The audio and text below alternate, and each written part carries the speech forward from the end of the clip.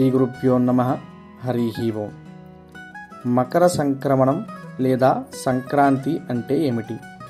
రవి 12 రాశుల్లో కూడా ఒక రాశి నుండి ఇంకొక రాశికి ప్రవేశించడాన్ని సంక్రమణం అంటారు.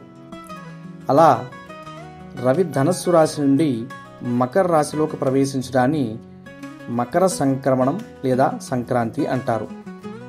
ఈ సంక్రాంతి సమయం తర్వాతనే మనకు ఉత్తరాయణ పుణ్యకాలం ప్రారంభమవుతుంది. అంటే రవి భూమికి ఉత్తర దిశగా పయనిస్తూ ఉంటాడు. ఈ సంక్రాంతి సమయంలో ఎటువంటి కర్మలు ఆచరించాలి?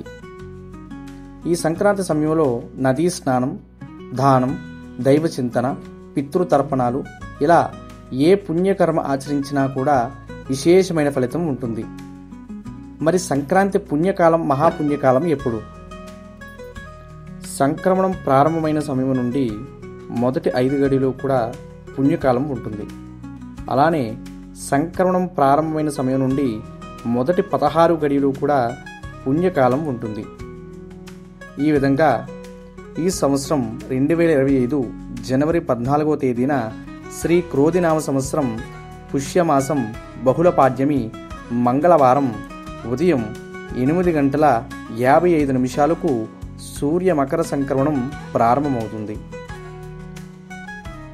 అలా మంగళవారం ఉదయం 9 గంటల నుండి 9:20 వరకు మహాపుణ్యకాలం ఉంటుంది.